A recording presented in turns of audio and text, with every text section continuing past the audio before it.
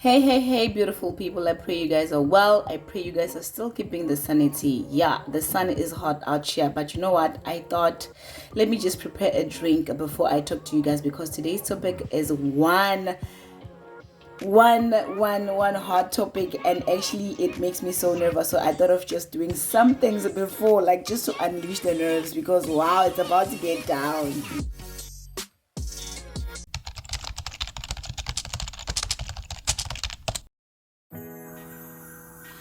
Welcome back, everyone. Hello.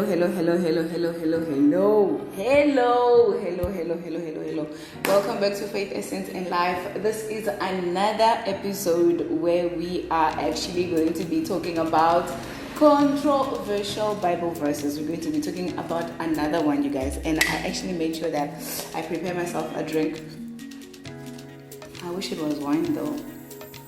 Yes, I wish it was wine because tonight or today we're actually going to be talking about something in the lines of wine. I woke up with a song today and the song goes like I don't know if you guys know that song. And also there was another song on my head which is I don't know if you guys know those songs, but yeah, I woke up with those songs today. But in any case, let's get down to business. So today, we're going to unpack. I'm going to be talking, and please make sure, guys, let's make this a thing. Please start interacting on these topics. Start saying something or anything, because literally I need something that's going to push me to actually uncover more topics or talk or cover up more topics. Because I'm here to represent the voiceless. Because, right, let me sip. That's very nice. So basically today, guys, I promise 5 minutes. I hope that I stick to that. I hope that I. Alright, so basically today, you guys, we're going to be talking about Ecclesiastes chapter 9, verse 7 to 9. Let us go back to the fact that the word of God does not contradict himself. Like God, when God speaks, he never contradicts the word. Right? Let's get that right. Never, ever. God knows why he said the things that he said in the Bible. God knows why the things that are written down in the Bible and how they should be understood. So God will never, ever contradict his word. It's us.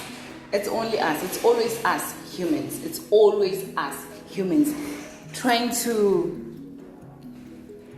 confuse the word. Like it's always us the whole time. So basically today, the reason why I actually thought of basically talking about this one in particular is because I was busy like jinxing and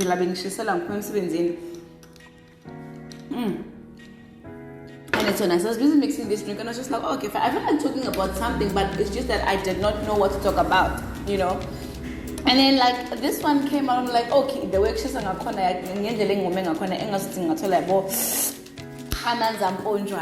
now let me talk about this one, because the reason why some of us are even scared to actually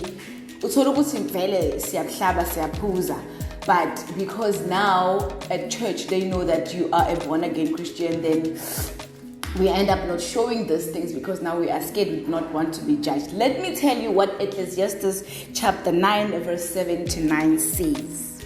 It says, let me read quickly.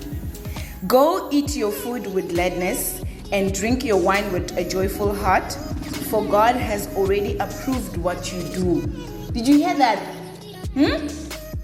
Go eat your food with gladness and drink your wine with a joyful heart, for God has already approved of what you do. Hey, the minute I got to this one, I only started thinking about how Jesus Christ made the wine and the whole thing when it was a wedding, and Jesus came and he did a miracle, and apparently that was his first miracle that he performed, and he made wine. He turned water into wine. And then it goes and says, always be clothed in white and always anoint your head with oil. Enjoy life with your wife, whom you love, all the days of this meaningless life that God has given you under the sun, all your meaningless days. For this is your lot in life and in your toilsome labor under the sun. Ubani owathena ukuphuza utshwala kuyisono? If I may ask, who said drinking alcohol was a sin? Because basically what I'm getting here from reading this, like the Bible is literally making it clear that drinking is not a sin. The Bible is telling me that the drinking is not a sin. But inkinga is actually what to do after consuming alcohol. Because you know what? It is even supported by Ephesians chapter 5 verse 8, which says, Ephesians. Let's go look at Ephesians. Okay. Let's go look at Ephesians. Because there's uthola ukuthi uyafuna ukuyiphuza iwayini, and then just because you think, okay fine, amalunga ebandla akhona lana, and then you scared, you don't drink, you wait for ukuthi uthola ukuthi unomcimbi, wenza umcimbi nje kwakho, or maybe there was a wedding and you buy alcoholic beverages, and then now uyasaba ukuthi uyiphuze lezi zinto lezi phambi kwebandla because uyazi ukuthi abazalwana bazokujudge. You know that the congregation is going to judge you. You know that, or probably even the pastor, and you told ukuthi the pastor, even at his house, he's got a whole bottle, like he's got even a distillery. I don't know what they call that space where they keep the wines. Because also this took me back also to when I was young. I used to I've been to so many churches, and I've been to so many churches, and they do things in different ways. So I remember once, like, and I would know, like, this is not juice. I went into a Roman Catholic church. I don't know if that's how they call it. I stand to be corrected. I went into the church, and then they were doing the Lord's Supper.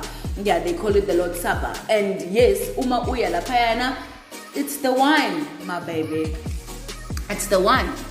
It's the wine. So now kula masonto wethu lawa wesimanje manje, uma sesithi siya esontweni basitshela ukuthi singaphuza utshwala, basitshela ukuthi mangabe siphuza utshwala siyizoni ukuthi nokuthi lalela la ngikutshele. I would just want to suss this out. There's no bigger sin than the other, but this is a topic for another day. Today my heart was just like, let's talk about this drinking situation, because wow, this is what actually literally makes people to like overdo things. Because now stigma, so like they become scared of doing certain things, thinking what I'm doing something wrong, when actually you're not doing something wrong, it's how you're doing it.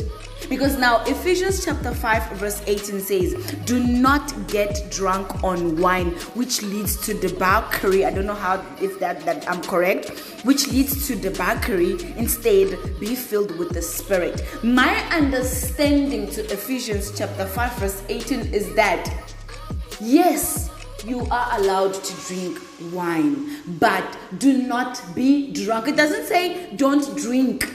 It says do not be drunk. And I assume that being drunk, it's an action that happens after you have drank.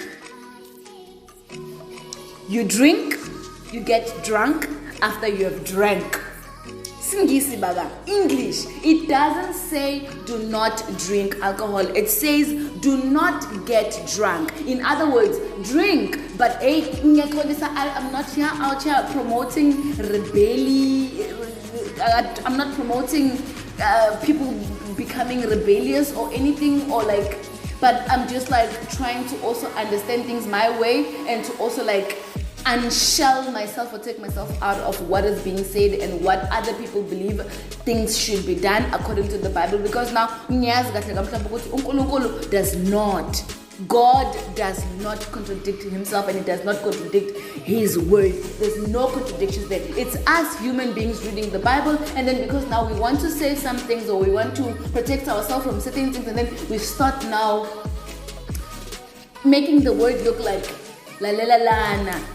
So, going back to explaining what Ephesians says, it says now, do not get drunk of wine, which leads to debauchery or debauchery, I don't know. Instead, be filled with the Spirit. So, in other words, into esabekayo lana, what is being avoided is the fact that many people, after getting drunk of the wine, there's bad actions. They begin doing certain things that they're not supposed to be doing. They begin shouting, they begin fighting. Like, a lot happens when people get drunk. But it is really tea.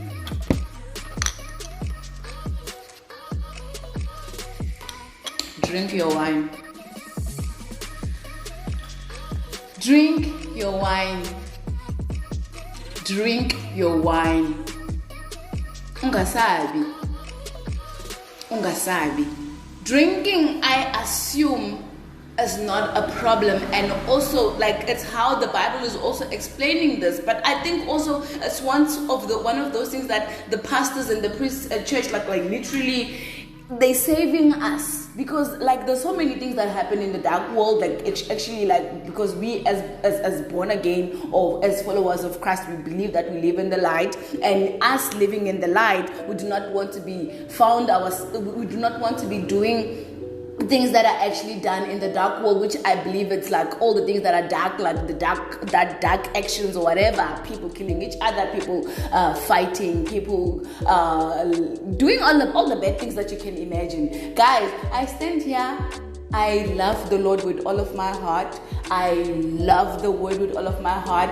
I love God. I am because of God. So I am not here to actually like change the narrative of how the Bible is being preached or how the word is being portrayed in churches or actually at homes or actually when our friends, like literally they come to us and like, oh, come to church. And then when you start going to church and then there's certain things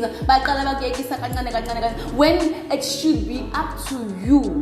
You should decide, oh, this is no longer good for me, then I should quit. And then if we are not safe at church, where are we supposed to be safe? If we are not safe with the people whom we believe, it's people, which is the elders, which is the pastors, which is the carriers of the word, the ones who preach to us. So yeah, I believe drinking is not a sin, but also you need to drink with caution, like minimum. And when you feel like, hey, it's enough. That's my take on this one, and I hope that you guys are going to actually like come and like just say how you feel about this, because I've been wanting to talk about this and I'm like, oh, yeah. But since we are on those controversial Bible verses, I decided, why not? Let me just speak about this. I stand to be corrected, Bazalwane. I stand to be corrected. What is your take on this? Do you think drinking alcohol is a sin? Do you think drinking alcohol is a no if you are born again Christian? Do you think the churches that even still this day, when they do the Lord's Supper, they serve wine as the blood? Do you think that is wrong? Comment down below and tell me your thought. I absolutely love you with the love of the Lord. Bye.